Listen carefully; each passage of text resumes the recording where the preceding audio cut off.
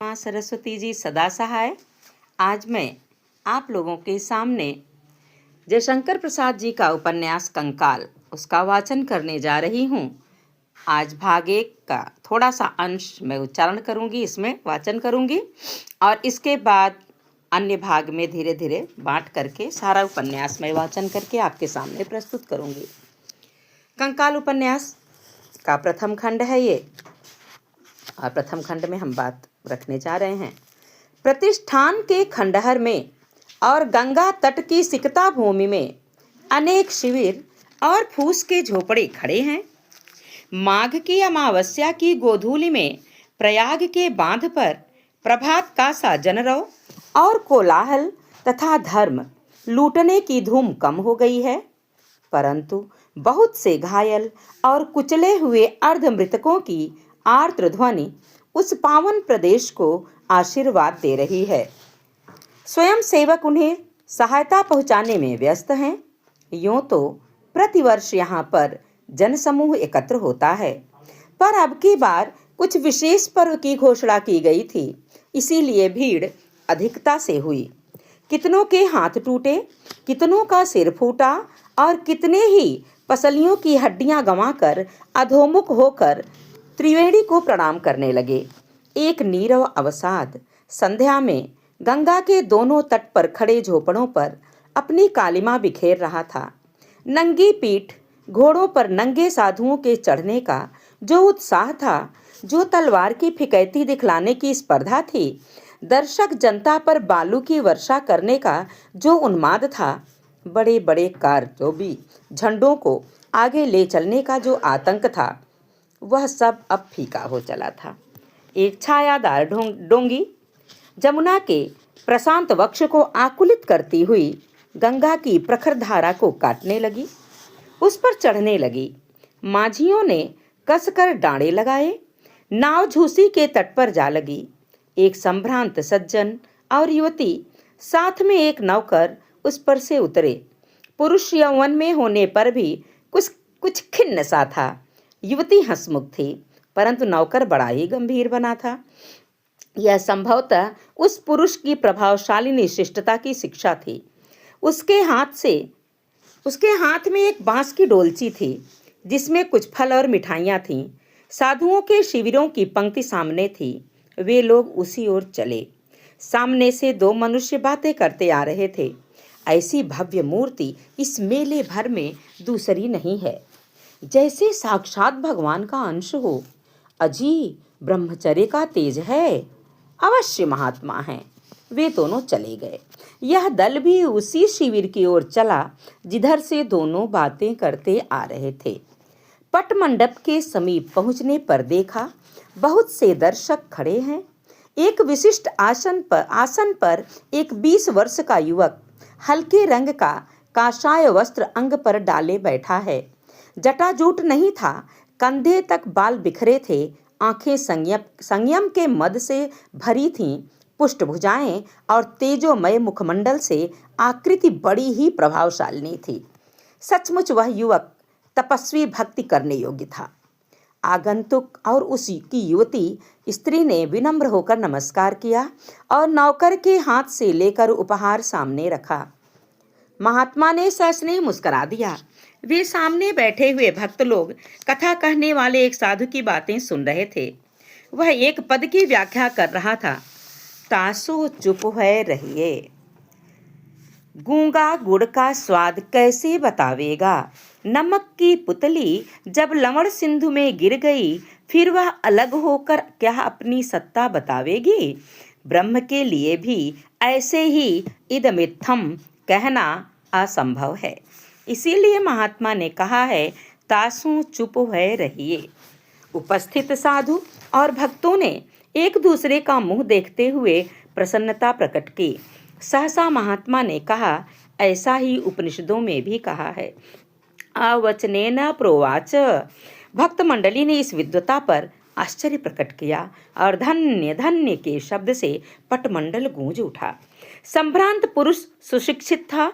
उसके हृदय में यह बात समा गई कि महात्मा वास्तविक ज्ञान संपन्न महापुरुष हैं। उसने अपने साधु दर्शन की इच्छा की सराहना की और भक्तिपूर्वक बैठकर सत्संग सुनने लगा। रात हो गई। जगह जगह पर अलाव धधक रहे थे। शीत की प्रबलता थी। फिर भी धर्म संग्राम के सेनापति लोग शिविरों में डटे रहे। कुछ ठहर कर आगंतुक के जाने की आज्ञा चाही। महात्मा ने पूछा, आप लोगों का शुभ नाम और परिचय क्या है? हम लोग अमृतसर के रहने वाले हैं। मेरा नाम श्रीचंद है और यह मेरी धर्म पत्नी है, कहकर श्रीचंद ने युवती की ओर संकेत किया। महात्मा ने भी उसकी ओर देखा। युवती उस दृष्टि से वह अर्थ निकाली कि महात्मा जी मेरा भी नाम पूछ रहे हैं। वह जैसे किसी पुरस्कार पाने की प्रत्याशा और लालच से प्रेरित होकर बोल उठी, दासी का नाम किशोरी है। महात्मा की दृष्टि में जैसे एक आलोक घूम गया। उसने सिर नीचा कर लिया और बोला, अच्छा, विलंब होगा, जाइए, भगवान का स्मरण रखिए। श्रीचंद किशोरी के साथ उठे, प्रणाम किया और चले। साधुओं का भजन कोलाहल शांत हो गया था। निस्तब्धता रजनी के मधुर क्रोध में जाग रही थी। निशीथ के नक्षत्र गंगा के मुकुर में अपना प्रतिबिंब देख रहे थे। शीत पवन का झोंका सबको आलिंगन करता हुआ विरक्त के समान भाग रहा था। महात्मा के हृदय में हलचल थी। वह निष्पाप हृदय ब्रह्मचारी दुश्चिंता से मलिन शिविर छोड़कर कंबल डाले बहुत दूर गंगा की जलधारा के समीप खड़ा होकर अपने चिर संचित पुण्यों को पुकारने लगा। वह अपने विराग को उत्तेजित करता, परंतु मन की दुर्बलता प्रलोभन बनकर विराग की प्रतिद्वंदिता करने लगती और इसमें उसके अतीत की स्मृति भी उसे धोखा दे रही थी। जिन जिन सुखों को वह त्यागने के लिए चिंता करता, वे ही उसे धक्का देने का उद्योग करते। दूर सामने दिखने वाली कालिंदजा की गति का अनुकरण करने के लिए वह मन को उत्साह दिलाता, परंतु गंभीर अर्धनिशीथ के पूर्ण उज्जवल नक्षत्र बालकाल की स्मृति के सदृश मानस पटल पर चमक उठते थे। अनंत आकाश में जैसे अतीत की घटनाएं रजताक्षरों से लिखी हुई उसे दिखाई पड़ने लगी। झेलम के किनारे एक बालिका और एक बालक अपने प्रणय के पौधे को अनेक क्रीड़ा कुतूहलों के जल से सींच रहे हैं। बालिका के हृदय में असीम अभिलाषा और बालक के हृदय में अदम्य उत्साह। बालक रंजन 8 वर्ष का हो गया और किशोरी 7 वर्ष की। एक दिन अकस्मात रंजन को उसके माता पिता हरिद्वार चल पड़े उसे लेकर। उस समय किशोरी ने उससे पूछा, रंजन कब आओगे? उसने कहा, बहुत ही जल्द, तुम्हारे लिए अच्छी अच्छी गुड़िया ले आऊंगा। रंजन चला गया। जिस महात्मा की कृपा और आशीर्वाद से उसने जन्म लिया था, उसी के चरणों में चढ़ा दिया गया, क्योंकि उसकी माता ने संतान होने के लिए ऐसी ही मनौती मानी थी। निष्ठुर माता पिता के अन्य संतानों के जीवित रहने की आशा से अपने ज्येष्ठ पुत्र को महात्मा का शिष्य बना दिया गया। बिना उसकी इच्छा के वह संसार से, जिसे उसने अभी देखा भी नहीं था, अलग कर दिया गया। उसका गुरुद्वारे का नाम देव निरंजन हुआ। वह सचमुच आदर्श ब्रह्मचारी बना।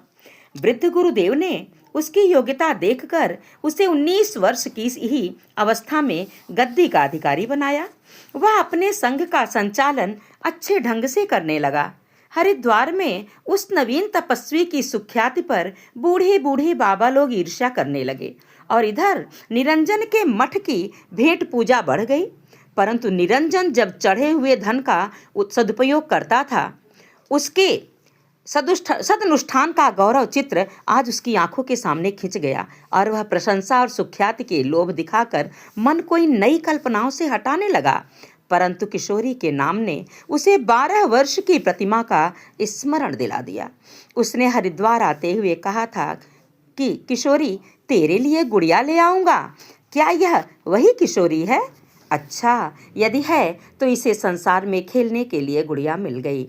उसका पति है, वह उसे बहलाएगा। मुझ तपस्वी को इससे क्या? जीवन का बुल्ला विलीन हो जाएगा। ऐसी ही कितनी किशोरियां अनंत समुद्र में तिरोहित हो जाएंगी। मैं क्यों चिंता करूं? परंतु प्रतिज्ञा, ओह, वह स्वप्न था, खिलवाड़ था। मैं कौन हूं किसी को लेने वाला देने वाला, वही अंतर्यामी सबको देता है। मूर्ख निरंजन, संभल, कहाँ मोह के थपेड़े में झूमना चाहता है। परंतु यदि वह कल फिर आई तो क्या होगा? तो भागना होगा। भाग निरंजन, इस महामाया से भाग। माया से हारने से पहले युद्ध होने का अवसर ही मत दे। निरंजन धीरे धीरे अपने शिविर को बहुत दूर छोड़ता हुआ स्टेशन की ओर विचरता हुआ चल पड़ा। भीड़ के कारण बहुत सी गाड़ियां बिना समय भी आ जा रही थीं। निरंजन ने एक कुली से पूछा, यह गाड़ी कहाँ जाएगी? सहारनपुर, उसने कहा। अब देव निरंजन गाड़ी में चुपचाप बैठ गया। दूसरे दिन जब श्रीचंद और किशोरी साधु दर्शन के लिए फिर उसी स्थान पर पहुंचे, तब वहां अखाड़े के साधुओं को बड़ा व्यग्र पाया। पता लगाने पर मालूम हुआ कि महात्मा जी समाधि के लिए हरिद्वार चले गए। यहाँ उनकी उपासना में कुछ विघ्न होता था। वे बड़े त्यागी हैं, उन्हें गृहस्थों की बहुत झंझट पसंद नहीं। यहाँ और पुत्र मांगने वालों तथा कष्ट से छुटकारा पाने वालों की प्रार्थना से वे ऊब गए थे। किशोरी ने कुछ तीखे स्वर में अपने पति से कहा, मैं पहले ही कहती थी कि तुम कुछ न कर सकोगे। न तो स्वयं कहा और न मुझे प्रार्थना करने दी। विरक्त होकर श्रीचंद ने कहा, तो तुमको किसने रोका था? तुम्ही ने क्यों न संतान के लिए प्रार्थना की? कुछ मैंने बाधा तो दी न थी। उत्तेजित किशोरी ने कहा, अच्छा तो हरिद्वार चलना होगा। चलो, मैं तुम्हें वहां पहुंचा दूंगा और अमृतसर आज तार दे दूंगा कि मैं हरिद्वार होता हुआ आता हूँ, क्योंकि मैं व्यवसाय इतने दिनों तक यूं ही नहीं छोड़ सकता। अच्छी बात है, परंतु मैं हरिद्वार अवश्य जाऊंगी। सो तो मैं जानता हूँ, कहकर श्रीचंद ने मुँह भारी कर लिया। परंतु किशोरी को अपनी टेक रखनी थी। उसे पूर्ण विश्वास हो गया था कि उन महात्मा से मुझे अवश्य संतान मिलेगी। उसी दिन श्रीचंद ने हरिद्वार के लिए प्रस्थान किया और अखाड़े के भंडारी ने भी जमात लेकर हरिद्वार जाने का प्रबंध कर दिया। हरिद्वार के समीप ही जाह्नवी के तट पर तपोवन का रमणीय दृश्य है। छोटे छोटे कुटीरों की श्रेणी बहुत दूर तक चली गई है। खरस्रोता जाह्नवी की शीतल धारा उस पावन प्रदेश को अपने कलनाद से गुंजरित करती है। तपस्वी अपनी योगचर्या साधन के लिए उन छोटे छोटे कुटीरों में रहते हैं। बड़े बड़े मठों से अन्न सत्र का प्रबंध है।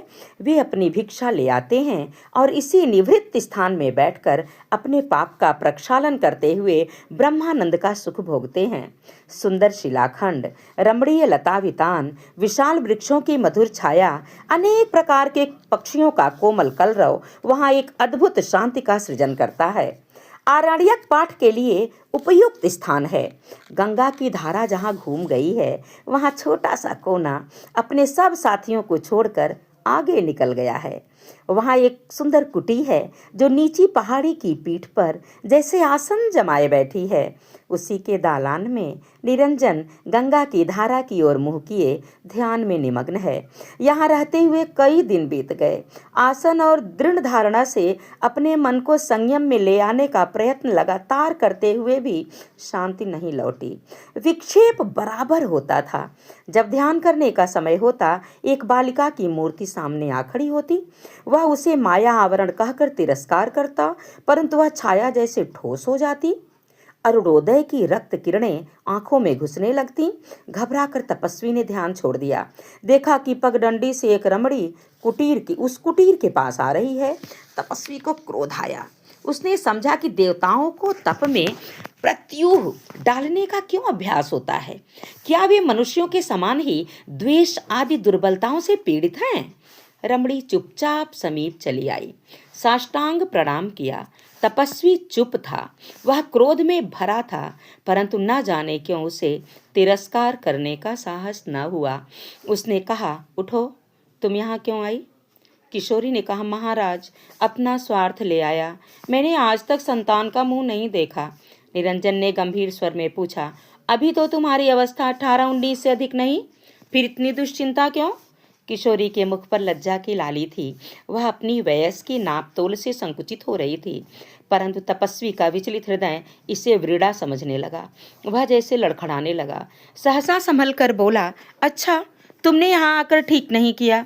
जाओ, मेरे मठ में आना, अभी 2 दिन ठहर कर।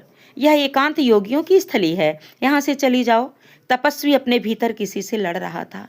किशोरी ने अपनी स्वाभाविक तृष्णा भरी आंखों से एक बार उस सूखे यौवन का तीव्र आलोक देखा। वह बराबर देख न सकी। छलछलाई आंखें नीची हो गईं। उन्मत्त के समान निरंजन ने कहा, बस जाओ। किशोरी लौटी और अपने नौकर के साथ, जो थोड़ी ही दूर पर खड़ा था कि हर पैड़ी की ओर चल पड़ी।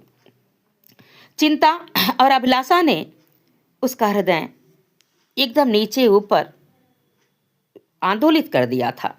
रात एक पहर हो गई होगी। हर की पैड़ी के पास ही एक घर की खुली हुई खिड़की के पास किशोरी बैठी थी। श्रीचंद को यहाँ आते ही तार मिला कि तुम तुरंत चले आओ, व्यवसाय वाणिज्य के काम अटपट होते हैं। वह चला गया। किशोरी नौकर के साथ रह गई। नौकर विश्वासी और पुराना था। श्रीचंद की लाडली स्त्री किशोरी मनस्विनी थी ही। ठंड का झोंका खिड़की से आ रहा था, परंतु अब किशोरी के मन में बड़ी उलझन थी। कभी वह सोचती कि मैं क्यों यहाँ रह गई, क्यों न उन्हीं के साथ चली गई। फिर मन में आता, रुपए पैसे तो बहुत हैं, जब उन्हें भोगने वाला ही कोई नहीं, फिर उसके लिए उद्योग न करना भी मूर्खता है।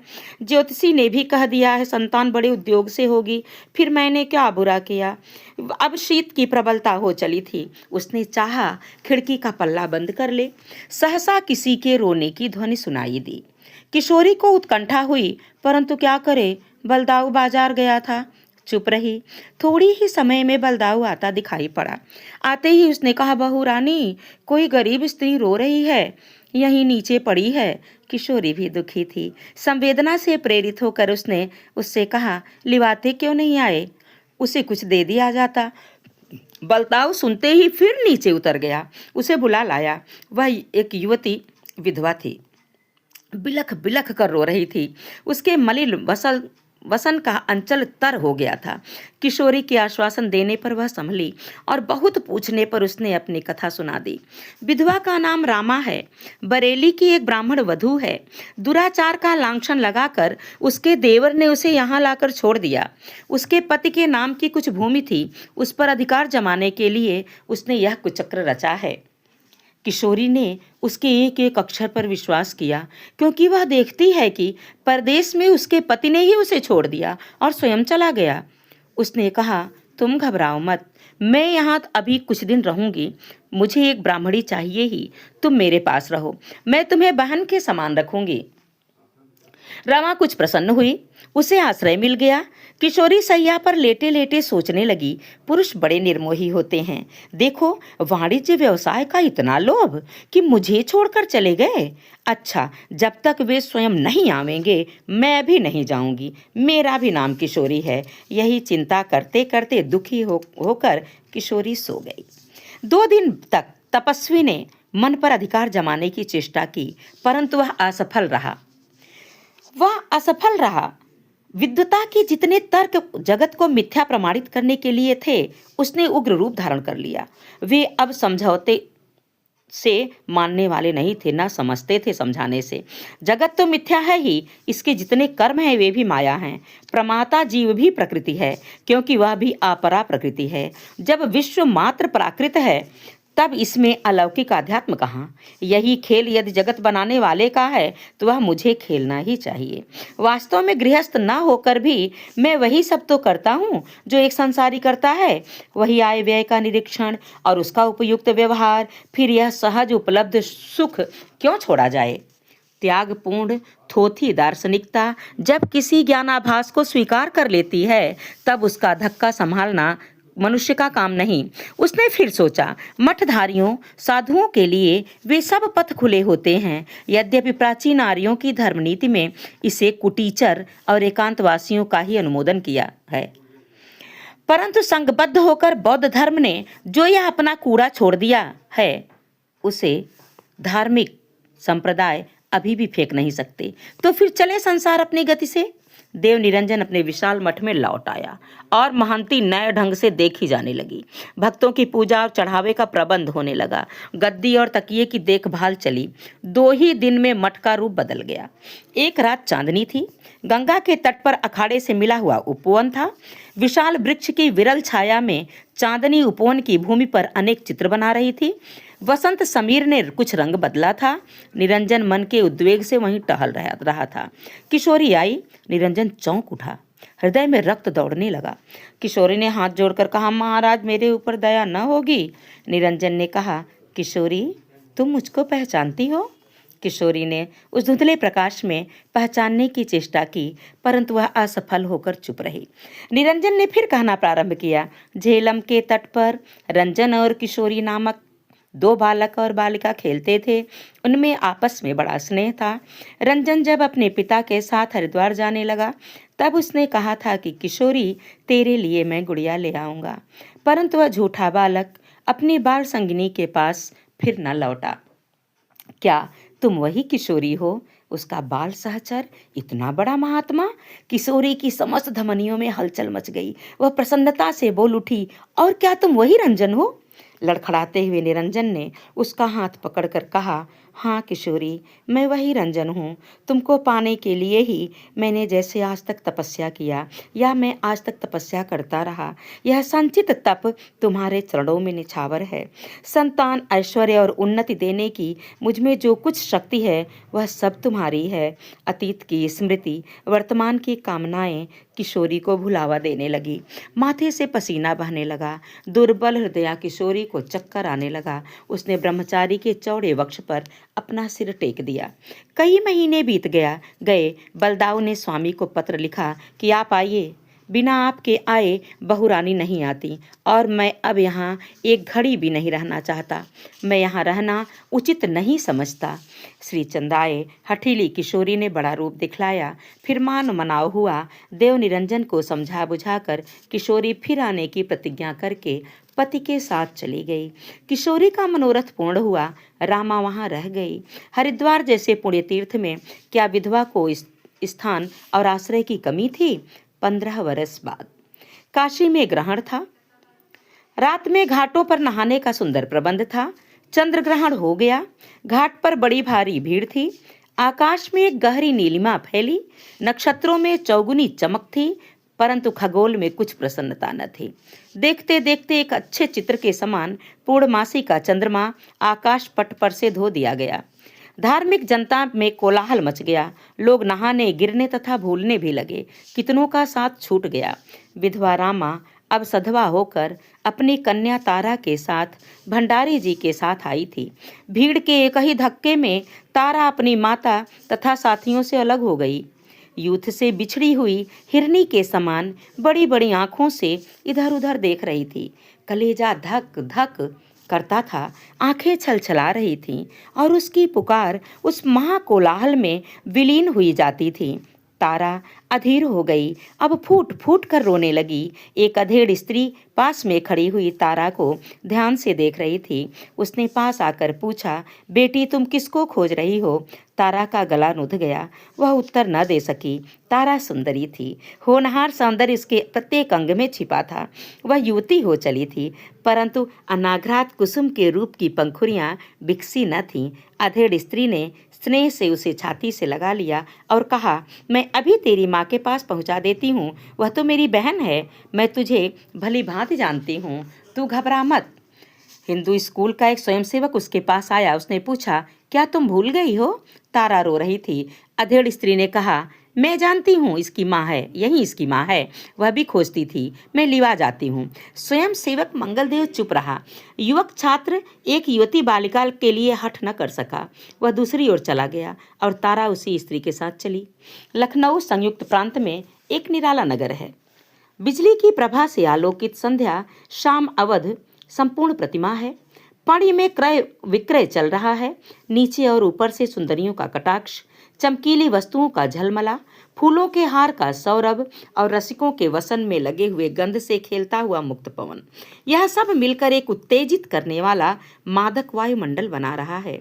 मंगलदेव अपने साथी खिलाड़ियों के साथ मैच खेलने लखनऊ आया था। उसका स्कूल आज विजयी हुआ है। कल वे लोग बनारस लौटेंगे। आज सब चौक में अपना विजयोल्लास प्रकट करने के लिए, उपयोगी वस्तु क्रय करने के लिए एकत्र हुए हैं। छात्र सभी तरह के होते हैं, उनके विनोद भी अपने अपने ढंग के होते हैं, परंतु मंगल इसमें निराला था। उसका सहज सुंदर अंग ब्रह्मचर्य और यौवन से प्रफुल्ल था। निर्मल मन का आलोक उसके मुखमंडल पर तेज बना रहा था। वह अपने एक साथी को ढूंढने के लिए चला था, परंतु वीरेंद्र उसे पीछे से पुकारा। वह लौट पड़ा। वीरेंद्र, मंगल, आज तुमको मेरी एक बात माननी होगी। मंगल, क्या बात है, पहले सुनूं भी। वीरेंद्र, नहीं, पहले तुम स्वीकार करो। मंगल, यह नहीं हो सकता, क्योंकि फिर उसे न करने से मुझे कष्ट होगा। वीरेंद्र, बहुत बुरी बात है, परंतु मेरी मित्रता के नाते तुम्हें करना ही होगा। मंगल, यह तो ठीक नहीं। वीरेंद्र, अवश्य ठीक नहीं, तो भी तुम्हें मानना होगा। मंगल, वीरेंद्र, ऐसा अनुरोध मत करो। वीरेंद्र, ये मेरा हट है, और तुम जानते हो कि मेरा कोई भी विनोद बिना तुम्हारे असंभव है।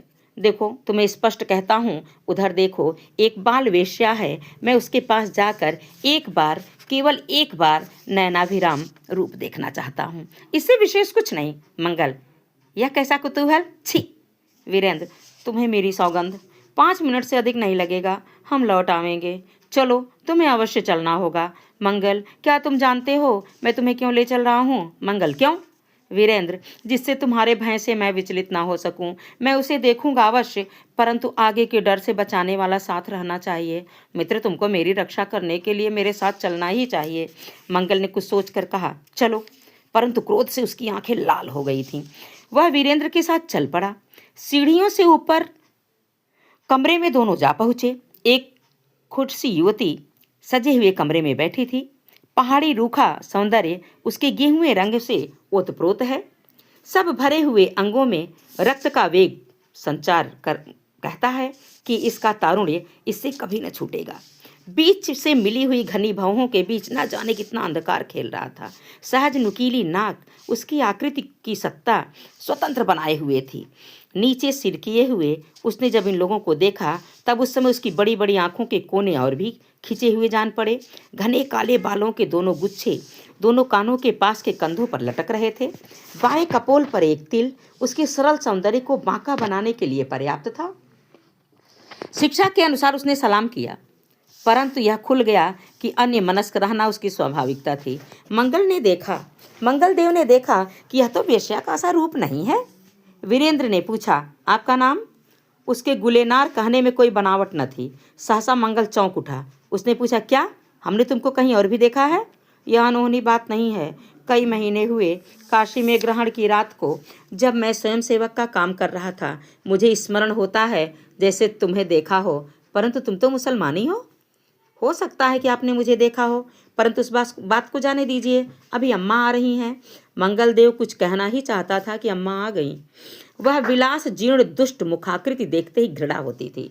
अम्मा ने कहा, आइए बाबू साहब, क्या हुक्म है? कहिए, क्या हुक्म है? कुछ नहीं, गुलेनार को देखने के लिए चला आया था, कहकर वीरेंद्र ने मुस्कुरा दिया। आपकी लौड़ी है? नहीं, अभी तो तालीम भी अच्छी तरह नहीं लेती। क्या कहूँ बाबू साहब, बड़ी बोदी है, इसकी किसी बात पर ध्यान न दीजिएगा। अम्मा ने कहा, किसी बात पर ध्यान न दीजिएगा? नहीं, इसकी चिंता मत कीजिए, हम लोग तो परदेसी हैं, यहाँ घूम रहे थे, तब तक इसकी मनमोहिनी छवि दिखाई पड़ी, चले आए। वीरेंद्र ने कहा। अम्मा ने भीतर की ओर देखकर पुकारते हुए कहा, अरे इलायची ले आ, क्या कर रहा है? अभी आया, कहता हुआ एक मुसलमान युवक चांदी की थाली में पानी इलायची ले आया। वीरेंद्र ने इलायची ले ली और उसमें 2 रुपए रख दिए। फिर मंगलदेव की ओर देखकर कहा, चलो भाई, गाड़ी का भी समय देखना होगा, फिर कभी आया जाएगा। प्रतिज्ञा भी 5 मिनट की है, अभी बैठिए भी, क्या आए और क्या चले। फिर सक्रोध गुलेनार को देखती हुई अम्मा कहने लगी, क्या कोई बैठे और क्यों आए?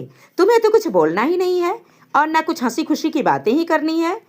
कोई क्यों अपने फिर अम्मा की त्योरियां बहुत ही चढ़ गई थीं कि कोई क्यों ठहरे। गुलेनार सिर झुकाए चुप थी। मंगलदेव जो अब तक चुप था बोला, मालूम होता है आप दोनों में बनती बहुत कम है, इसका क्या कारण है? गुलेनार कुछ बोलना ही चाहती थी कि अम्मा बीच में ही बोल उठी, कहीं अपने अपने भाग्य होते हैं बाबू साहब, एक ही बेटी, इतने दुलार से पाला पोसा, फिर भी ना जाने क्यों रूठी ही रहती है। कहती हुई बुढ़ी के 2 बूंद आंसू भी निकल पड़े। गुलेनार की वाक शक्ति जैसे बंदी होकर तड़पड़ा रही थी। अब मंगलदेव ने कुछ समझा, कुछ उसे संदेह हुआ, परंतु बहुत संभल कर बोला, सब आप ही ठीक हो जाएगा, बड़ी अभी अल्हड़पन है, अच्छा फिर आऊँगा। वीरेंद्र और मंगलदेव उठे, सीढ़ी की ओर चले। गुलेनार ने झुककर सलाम किया, परंतु उसकी आंखें पलकों का पल्ला पसार कर करुणा की भीख मांग रही थी। चरित्रवान मंगलदेव ने जाने क्यों एक रहस्यपूर्ण संकेत किया। गुलेनार हंस पड़ी। दोनों नीचे उतर आए। मंगल, तुमने तो बड़े लंबे हाथ पैर निकाले, कहाँ तो आते ही ना थे। कहाँ ये हरकतें? वीरेंद्र ने कहा। वीरेंद्र, तुम मुझे जानते हो, परंतु मैं सचमुच यहाँ आकर फंस गया। यही तो आश्चर्य की बात है। आश्चर्य काहे का? यही तो काजल की कोठरी है। हुआ करे, चलो ब्यालू करके सो रहे हैं, सवेरे ही ट्रेन पकड़नी होगी। नहीं वीरेंद्र, मैंने तो कैनिंग कॉलेज में नाम लिखवा लेने का निश्चय सा कर लिया है। कल मैं नहीं चल सकता, मंगल ने गंभीरता से कहा। वीरेंद्र जैसे आश्चर्यचकित हो गया। उसने कहा, मंगल, तुम्हारा इसमें कोई गूढ़ उद्देश्य होगा। मुझे तुम्हारे ऊपर इतना विश्वास है कि मैं कभी स्वप्न में भी नहीं सोच सकता कि तुम्हारा पद स्खलन होगा, परंतु फिर भी मैं कंपित हो रहा हूँ। सिर नीचा किए मंगल ने कहा, और मैं तुम्हारे विश्वास की परीक्षा करूँगा। तुम तो बचकर निकल आए, परंतु गुलेनार को बचाना होगा। वीरेंद्र, मैं निश्चय पूर्वक कहता हूँ कि यह वही बालिका है जिसके संबंध में मैं ग्रहण के दिनों में तुमसे कहता था कि मेरे देखते ही एक बालिका कुटनी के चंगुल में फंस गई और मैं कुछ कर न सका। ऐसी बहुत सी अभागिनी इस देश में हैं, फिर तुम कहाँ कहाँ जाओगे, कहाँ कहाँ देखोगे? जहाँ जहाँ देख सकूँगा वहाँ वहाँ देखूँगा। सावधान। मंगल चुप रहा। वीरेंद्र जानता था कि मंगल बड़ा हठी है। यदि इस समय मैं इस घटना को प्रधानता न दूं तो संभव है